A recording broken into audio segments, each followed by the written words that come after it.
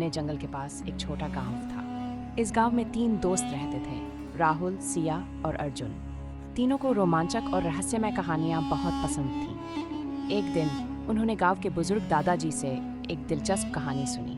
दादाजी ने बताया कि जंगल के बीचों बीच एक जादुई झील है जो किसी को भी अपार धन धान्य दे सकती है, लेकिन उस झील तक पहुंचने के लिए बहुत सारे रहस्यमय और खतरनाक रास्तों से गुजरना पड़ता है। अगले दिन सुबह सुबह ही जंगल की ओर निकल पड़े। जंगल का वातावरण बहुत ही अद्भुत और सजीव था। चारों ओर पक्षियों की चहचहाहट और हवा में ताजगी थी। जैसे जैसे वे आगे बढ़ते गए, जंगल और घना होता गया। अचानक उन्होंने देखा कि एक विशाल चट्टान उनके रास्ते को रोक रही है।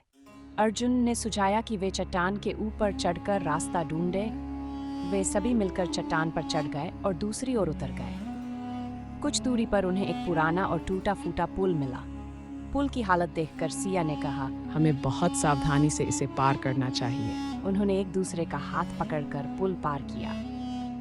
पुल पार करते ही उन्हें एक गुफा दिखाई दी, जिसके अंदर से अजीब सी आवाजें आ रही थीं। यहाँ से ही हमारी असली परीक्षा शुरू होती है। उन्होंने गुफा में जाने का निर्णय लिया। गुफा के अंदर घुसते ही उन्हें चारों ओर चमगादड़ों का झुंड दिखाई दिया। वे डर गए, लेकिन हिम्मत नहीं हारी।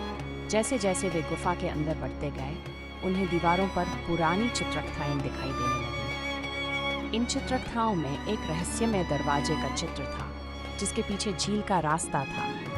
अब उनकी खोज और भी दिलचस्प हो गई थी। उन्होंने गुफा के अंदर गहराई से जाकर उस दरवाजे को ढूंढा। दरवाजा बहुत ही भारी था, लेकिन तीनों की संयुक्त शक्ति ने उसे खोल दिया। दरवाजा खुलते ही उनकी आंखों के सामने एक अद्भुत दृश्य था। एक झील जो चांदी की तरह चमक रही थी। झील का पानी इतना साफ था, उसमें तारे भी छवि बनाते नजर आ रहे थे। उन्होंने झील के पास जाकर देखा कि वहां सच में अनगिनत खजाने और अनमोल रत्न बिखरे पड़े थे। लेकिन जैसे ही उन्होंने खजाने को छूने की कोशिश की, झील के पानी में से एक आवाज आई, यह खजाना केवल उन्हीं के लिए है जो निस्वार्थ भाव से इसकी रक्षा करने का वचन देते हैं। तीनों दोस्तों ने आपस में देखा और एकमत होकर वचन दिया कि वे इस झील और इसके खजाने की रक्षा करेंगे और इसका उपयोग केवल भलाई के लिए करेंगे। अचानक झील के पानी में से एक जादुई रोशनी निकली और तीनों दोस्तों के चारों ओर चक्कर लगाने लगी। रोशनी ने उन्हें एक एक करके अपार ज्ञान और समझ प्रदान की। वे समझ गए कि सच्चा खजाना भौतिक वस्तुओं में नहीं, बल्कि ज्ञान और समझ में होता है।